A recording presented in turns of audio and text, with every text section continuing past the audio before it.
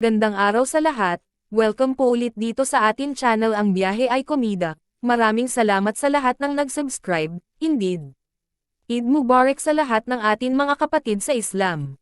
Punta tayo sa atin topic, April 1, 2025. Jody Santa Maria, Woman in Love, nga ba? Guess ano ang sagot niya? Sa pagsisimula ng media conference ng horror film na Untold, which is produced by Regal Entertainment, nakakaintriga ang pasakalya ni MS Gloria Diaz. Sa harap ng press na nagtipon-tipon sa Valencia Events Place, Quezon City, noong Lunes, March 31, 2025, inilarawan niya ang bida ng pelikula na si Jody Santa Maria bilang Woman in Love. Pagdating sa question and answer portion, Q&A, tinanong ng Bulgar Entertainment editor na si Janice Navida ang dating Miss Universe, pero ang safe na ang sagot niya. She's in love with her work, with our movie, pakli ni MS Gloria. Pinilit pa rin siyang mag-elaborate tungkol sa sinabi niya. She will share it, mabilis na sagot ni MS Gloria. Sabi naman ni Jody, I don't think so, kaya nga Untold. Nang kinulit ng mga reporter si Jody matapos ang Q&A, napaka-safe ng sagot niya. Taong 2020 ang huling napabalitang relasyon ni Jody. Matatanda ang inilabas ng Pep Troika ang dating status nila ni Raymart Santiago. After year 2021, naging tahimik ang dalawa tungkol sa kanilang relasyon.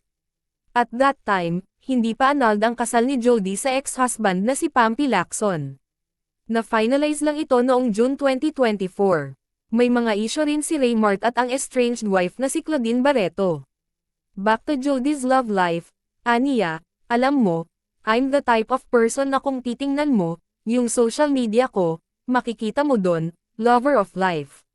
Pinush pa rin ng reporter na ito, ibig sabihin ba ay romantically in love siya? Natatawa lang siya at hindi niya ito sinagot, hirit ng aktres, ikaw talaga, Gorgie.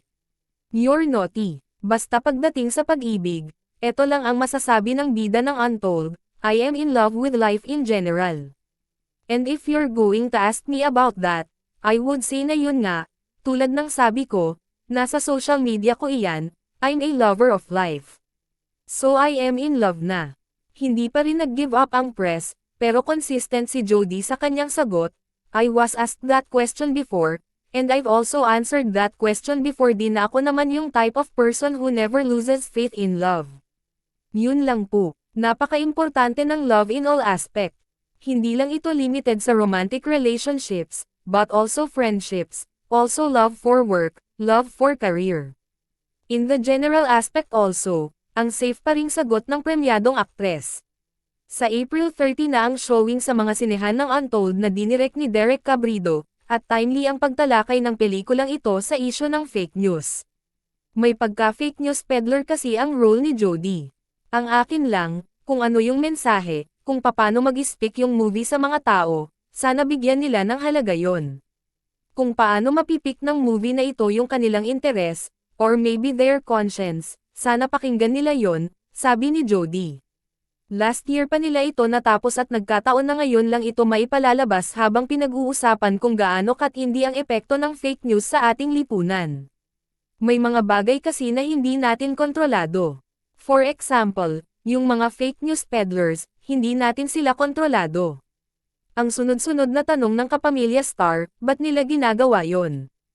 Ano yung motivation nila? Ano yung rason nila for doing so? Because may pinaglalaban ba talaga sila?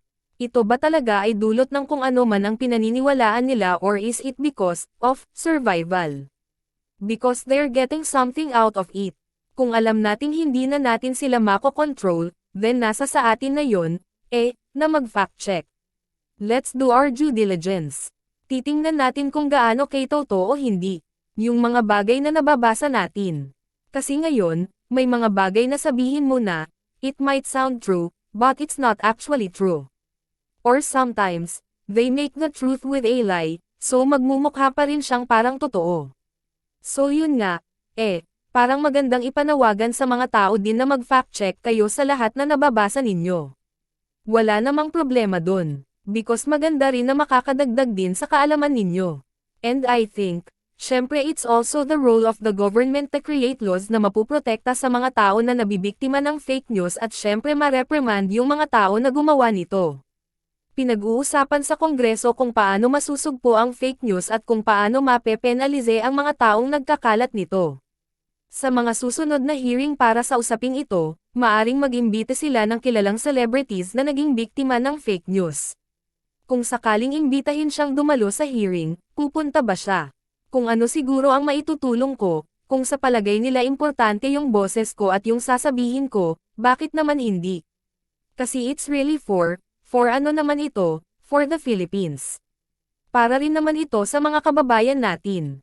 Tulad nga ng sinabi ko kanina, wala namang taong nabubuhay para sa sarili lamang.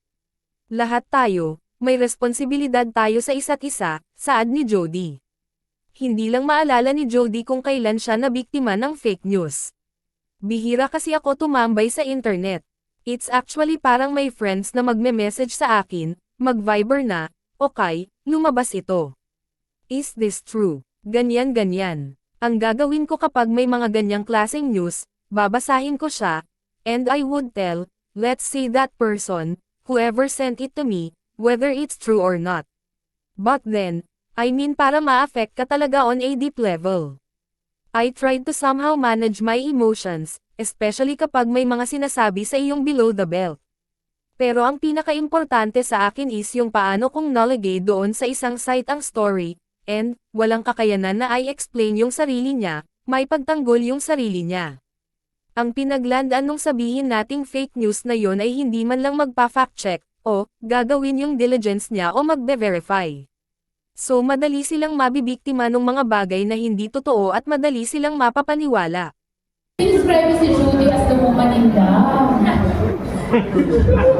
So, she's in love with her work, with our movie. Sige, kasi ang tanong ko, baka may mga untold about the love life of Jody na gusto niyo i-share sa amin. Parang may alam kayo. She will share it. I don't think so. At yan ang ating latest Showbiz Chika update for today. Huwag kalimutan mag-subscribe. Click the notification bell for more Showbiz Chika updates. Like and share the video at suportahan po ang ating Facebook page. Maraming salamat sa lahat ng nag-subscribe. Indeed. Magandang buhay sa lahat. Adios.